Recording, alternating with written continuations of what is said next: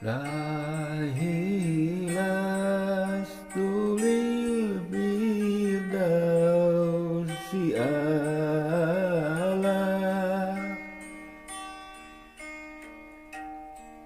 wala akwalan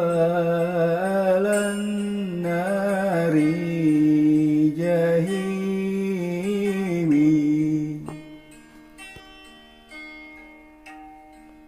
fahabli taubatan wakfir junubi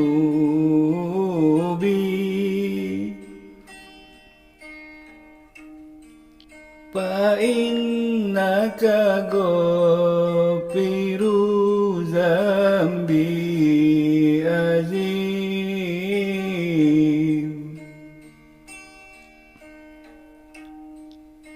zunubi mislu adadi rimali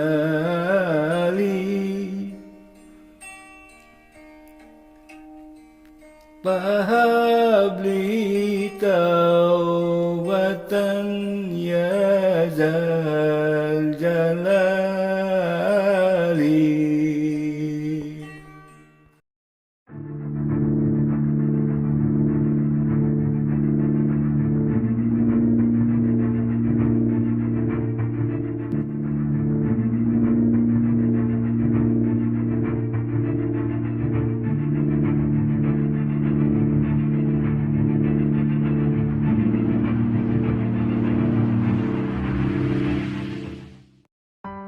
Assalamualaikum warahmatullahi wabarakatuh. Sampurasun, mugia rahayu sagung dumadi. Sahabat Akarimba dimanapun Anda berada, baik yang nyata maupun yang gaib. Pada eksplorasi kali ini, kami ingin berbagi cerita tentang seorang waliullah yang dikenal sederhana, bersahaja, yang selalu mewarnai kehidupannya. Dialah tokoh pendiri pesantren Al-Rasyid, Kiai Haji Raden Muhammad Jarkasi, yang akrab dipanggil Mama Cibaduyut atau Mama Cihapit. Pesantren Al-Rasyid merupakan salah satu pesantren tertua di kota Bandung yang berlokasi di Jalan Cibaduyut Raya, Kelurahan Cibaduyut, Kecamatan Bojongloa Kidul, Cimahi, Bandung. Namun sayang, kisah sang tokoh karismatik dikagumi banyak orang ini. Tak banyak informasi yang dapat kita gali. Sebab sampai saat ini belum ada yang mendokumentasikan kiprahnya sebagai penyebar agama Islam. Sementara itu, beberapa sumber kontemporer lebih banyak ditemui dari penuturan lisan di lingkungan keluarga yang dituturkan secara turun-temurun. Semoga langkah kecil ini menjadi inspirasi pencarian sejarah sang ulama besar di kemudian hari. Perjalanan haji pada zaman bahela jelas sangat berbeda dengan haji zaman sekarang. Jamaah haji zaman dulu jauh lebih menantang, membutuhkan nyali yang besar, keikhlasan, serta keyakinan yang tebal. Kala itu, para jamaah haji menggunakan transportasi kapal laut untuk mencapai Mekah. Mereka harus menempuh perjalanan selama 6 bulan, bahkan sampai tahunan. Maka tak heran jika banyak jamaah haji yang sakit atau bahkan meninggal dunia karena lamanya perjalanan haji via laut tersebut. Saat melakukan perjalanan haji, berbagai macam hambatan sering mereka temui. seperti gangguan cuaca badai hingga kondisi fisik jamaah yang tidak dapat bertahan. Kendala lain yang harus dihadapi jemaah haji adalah karamnya kapal yang ditumpangi hingga mengakibatkan penumpang kapal tenggelam atau terdampar. Ada pula jamaah haji yang harta bendanya dirampok bajak laut atau malah hartanya dijarah oleh awak kapal itu sendiri, sehingga niat haji pun menjadi kandas. Berhaji pada zaman dahulu merupakan ibadah yang sangat istimewa karena disertai perjuangan, perjalanan yang sangat panjang dan melelahkan. Sebuah perjalanan suci antara hidup dan mati demi menyempurnakan rukun Islam yang kelima.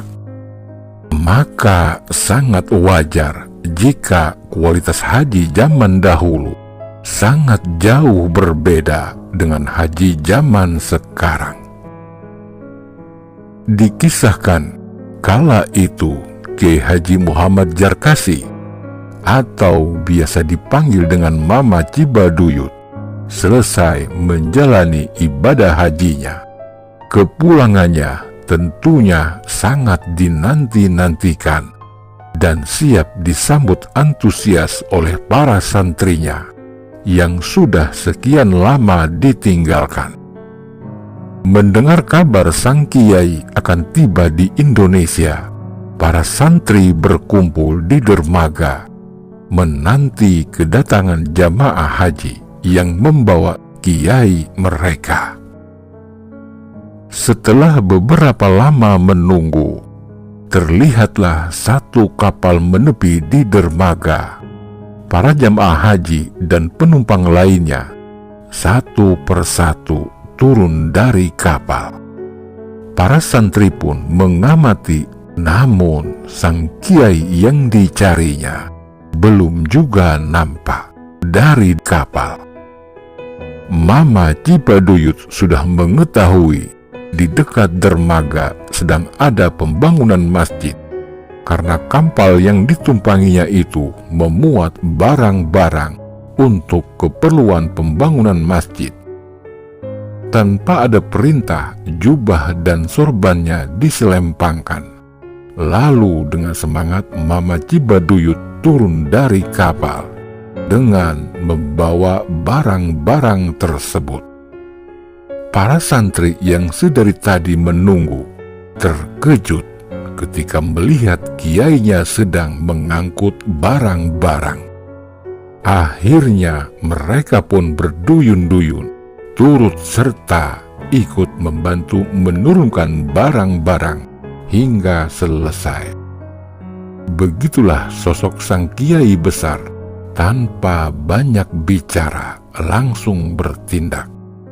Sebuah contoh dan teladan yang wajib ditiru dan mudah diikuti, bukan hanya untuk santrinya, namun kita pun bisa, kapan dan dimanapun.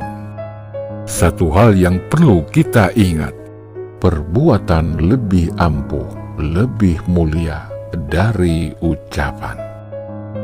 Setelah wafatnya Mama Cibaduyut pada tahun 1947, kepengurusan Pondok Pesantren Ar-Rasyid dilanjutkan oleh kedua putranya sampai kepada generasi cucunya saat ini. Demikian sepenggal kisah sang ulama besar Mama Cibaduyut. Mohon maaf lahir dan batin bila ada kesalahan dalam ucapan. Dan terima kasih sudah menyaksikan tayangan ini. Semoga bermanfaat dan menggugah hati untuk lebih peduli kepada leluhur. Kami sadar betul akan keterbatasan ilmu, pengetahuan, serta pemahaman. Bagi sahabat Akarimba yang memiliki pendapat berbeda dan ingin memperbaiki sejarah ini, silahkan tuangkan pada kolom yang tersedia. Jangan lupa untuk selalu mendukung kami dengan cara subscribe, like, dan komen pada channel kami, agar kami tetap semangat berkarya menciptakan titik-titik berikut menuju wujud alif sempurna, lahir dan batin. Mbah Jagat Nurjati mengatakan, jika kita sudah mampu menjaga zikir napas dan senantiasa bisa menjaga rasa ketersambungan diri dengan Allah, maka sungguh Allah itu sangat jelas, bahkan lebih terang dari apapun. Tentu saja melihat Allah bukan dengan mata kepala, melainkan dengan kesadaran jiwa. Bila ada seorang pengemis meminta sedekah, sadari bahwa Allah yang menggerakkan pengemis itu datang kepadamu. Bila ada yang mencuri hartamu, tanyakan pada diri sendiri, harta itu didapat dari mana? Bila kau dapat dari usaha kotormu, maka sangat wajar terjadi. Namun bila harta itu didapat dari usaha bersihmu, berarti itu sebuah teguran kecil bahwa Anda kurang beramal. Dan sadari bahwa ada Allah di balik semua kejadian itu. Sedekah dan amal yang Anda berikan bukan karena siapa dan karena apa, melainkan murni karena Allah semata. Kemanapun Anda menghadap, maka disitulah wajah Allah berada. Sesungguhnya Allah Maha Luas rahmatnya, lagi Maha mengetahui. Al-Baqarah 115. Wallahu alam bisawab. Salam cinta leluhur Nusantara. Wabillahi taufik wal hidayah warido wa inayah. Wassalamualaikum warahmatullahi wabarakatuh.